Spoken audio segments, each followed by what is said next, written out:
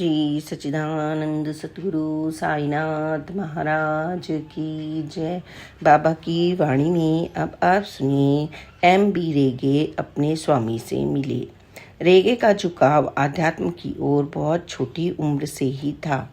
उनकी कुल देवी थी गोवा की शांता दुर्गा और वे उनके भक्त थे।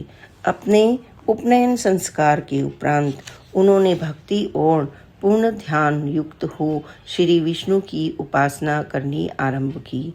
इसके साथ साथ वे योगा भी करते और ध्यान भी लगाते थे।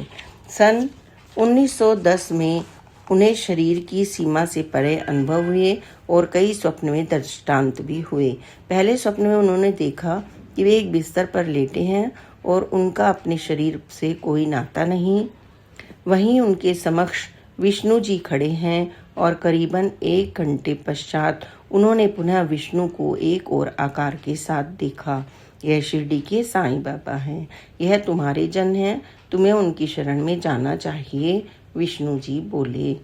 उनके तीसरे दृष्टांत में उन्होंने देखा कि वे अंतरिक्ष में यात्रा कर रहे हैं और वे एक छोटे गांव के ऊपर से निकले। उन्हें बताया गया कि यह गांव शिरडी है। उन्होंने एक व्यक्ति से पूछा, क्या यहाँ पर कोई साईं बाबा हैं? उस व्यक्ति ने स्वीकारात्मक उत्तर दिया और उन्हें मस्जिद में ले गए। यहीं पर यह स्वप्न दृष्टांत समाप्त हो गया। रेगे सर्वप्रथम 1910 में शिरडी गए। वहाँ पर वे द्वारिका माई में गए। बाबा अपनी दोनों टांगे फैलाकर बैठे थे। रेगे ने अपना शीश उनके चरणों पर रख दिया। शुरुआत में कुछ दुत्कार के पश्चात बाबा ने उन्हें अपने पास बुलाया। रेगे ने जाकर अपना शीश उनके चरणों में रख दिया। बाबा ने उन्हें गले लगा लिया और बोले, तुम मेरे बच्चे हो। जब अनजाने लोग आसपास होते हैं तो हम बच्चों को दूर रखते हैं। रेगे को उस गहरे प्रेम का एहसास हुआ जो बाबा में था और उन्होंने उसका वैसे ही जवाब दिया। इसके बाद जब भी हो सका रेगे शिरडी जाया करते थे। श्री सच्चिदानंद सतगुरु साईनाथ महाराज की जय। अब एक अन्य कथा का श्रवण करें। बाबा भगवान दत्तात्रेय हैं। एक बार मोरेश्वर प्रधान का बड़ा बेटा बहुत बीमार था। उस समय एक तेलेंग महाशय जिनका नाम शास्त्री बुआ था उनके साथ रहते थे। वे भगवान दत्तात्रेय के भक्त थे और परिवार की बाबा के प्रति श्रद्धा को वे शेष करना मानते थे। उन्हें बीमार बच्चे की बहुत चिंता थी, इसलिए उन्होंने प्रधान से कहा कि अपने बच्चे की सेहत में सुधार लाने के लिए वे बाबा के प्रति भक्ति तज दें और भगवान दत्तात्रेय की आराधना करें।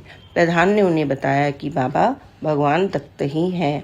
इस हेतु शास्त्री ने एक परीक्षा लेने का विचार किया। वे बोले, यदि 5 मिनट के अंदर यह बच्चा 1 गिलास दूध पीता है तो मैं यह मान लूंगा कि बाबा ही दत्त हैं, और यदि कल से बच्चा ठीक होने लगा तो मैं बाबा के दर्शनार्थ शिरडी जाऊंगा और 125 रुपये दक्षिणा दूंगा। यह फैसला हो गया। कुछ ही मिनटों में बच्चे ने दूध मांगा जो वह सहर्ष पी गया। अगले दिन से उसकी तबीयत सुधरने लगी।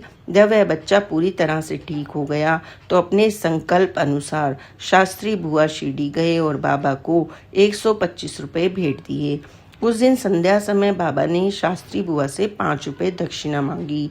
श्यामा जो उस समय वहीं पे थे उन्होंने पूछा, बाबा आज सुबह ही तो इन महाशय ने आपको 125 रुपये दक्षिणा दी है, तो फिर आप इनसे 5 रुपये और क्यों मांग रहे हो? बाबा बोले, 125 रुपये जो उन्होंने मुझे सुबह दिए हैं वह तो इनके दत्त को अर्पण कर दिए, मुझे कहाँ मिले वो? शास्त्री बुआ यह सुनकर आश्चर्यचकित हो गए और उन्होंने अति आदरपूर्ण बाबा के हाथ में 5 रुपये रख दिए। श्री सच्चिदानंद सतगुरु साईनाथ महाराज की जय। बाबा की प्यारी प्यारी लीलाओं को सुनने के लिए please like, subscribe and share this channel. Om Sai Ram, जय साई राम, ओम साई राम।